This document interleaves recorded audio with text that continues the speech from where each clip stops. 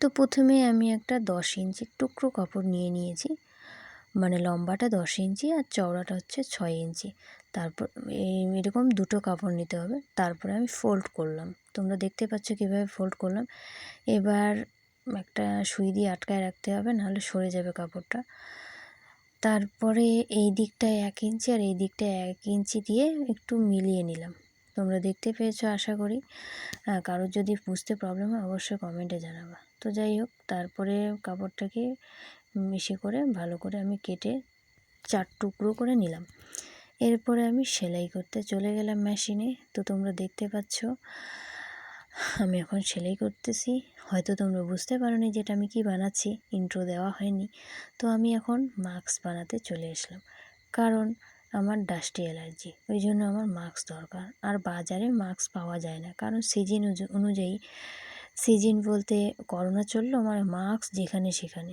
আর এখন করোনা বন্ধ হয়ে গেছে, এখন মাস্ক নাই। এখন মাস্ক পরলেও মানে কি বলবো, মানুষজন উল্টাপাল্টা বলে করোনা নাই রে ভাই, এরকম করে ছেলেপেলে রাস্তাঘাটে বলতে থাকে, কি বলবো।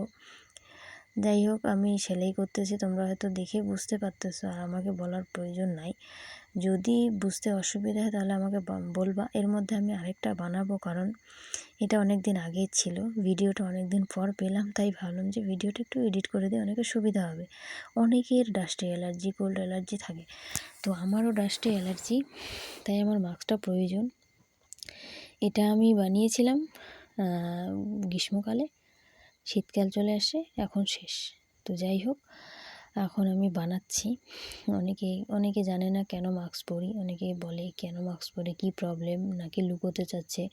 এরকম কোনো ব্যাপার না। শীতের দিনটা মনে হয় ডাস্ট বেশি থাকে, জানি না।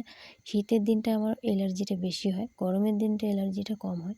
তাই গরমের দিন আমি সেরকমভাবে মাস্ক পরিনি এবার, কিন্তু ভালো ছিলাম। কিন্তু এবার শীতের দিন চলে আসছে, কয়েকদিন মাস্ক ছাড়া ঘুরেছি, আমার খুব প্রবলেম হয়েছে। তাই আমি কালকে বানাবো।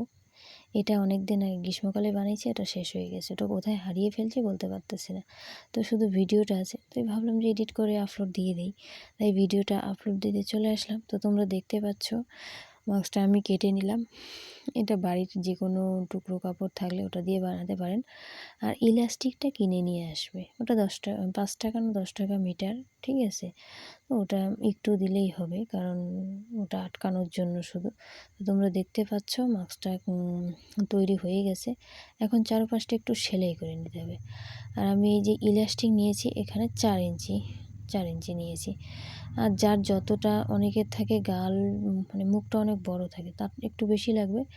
আর যার ইসে লাগবে মানে ছোটো মুখটা, তার আবার ছোটো, মানে ইলাস্টিকটা ছোটো লাগবে। আর সব কিছু মানে কাটিং ফাটিং সব এরকমই লাগবে, কারণ এটা হচ্ছে মাস্কের মানে কি বলবো, এটাই হচ্ছে মাপ আর কি। যাই হোক, তো এখন চারপাশে সেলাই করে নিচ্ছি। আর কার কার আমার মতো ডাস্টে অ্যালার্জি কমেন্টে কিন্তু অবশ্যই বলবে, কারণ আমি জানি এটার কতটা প্রবলেম হয়। না কোনো ধুলোবালিতে যেতে পারি, না কোনো ধুলোবালির কাজ করতে পারি। আর আমি গ্রামে থাকি, অনেক বাড়িতে কিন্তু ধুলোবালির কাজ থাকে, কিন্তু আমাকে কোনো কিছু করতে দেয় না, যেহেতু আমার এটা প্রবলেম। শুধুমাত্র আমার মা, যে তোকে কিছু করতে হবে না, যে তোর একটা প্রবলেম আছে ডাস্ট অ্যালার্জি, আমার তো অ্যালার্জি নাই। কিন্তু কি বলবো, খুব খারাপ লাগে মা যখন একা করে ওই ধুলোবালির কাজগুলো। বাড়িতে যে আমার গ্রামের বাড়ি, ধান থেকে শুরু করে সব কিছু কিন্তু ধুলোবালি, ঠিক আছে। তো যাই হোক, আমি বানিয়ে কমপ্লিট করলাম। কেমন হয়েছে অবশ্যই কমেন্ট করে জানাবা। আর ভিডিওটা ভালো লাগলে অবশ্যই লাইক কমেন্ট শেয়ার করতে ভুলবেন না। আর সবাই সবার মতো এগিয়ে যাও, সবাই সবার পাশে থেকে এগিয়ে যাও, সবাই ভালো থাকবেন। আর কার কার মানে অনেকে আমাকে করে, তো কাইন্ডলি কেউ আমাকে এরকম করে মজা নেবেন না, আমার প্রবলেম, তাই আমি মাস্ক পরি। তো সবাই ভালো থাকবেন। আজকে এখান থেকেই সবাইকে টাটা। আর যাদের আমার ভিডিও ভালো লাগবে না, দেখবেন না, কাইন্ডলি বাজে কমেন্ট করবেন না।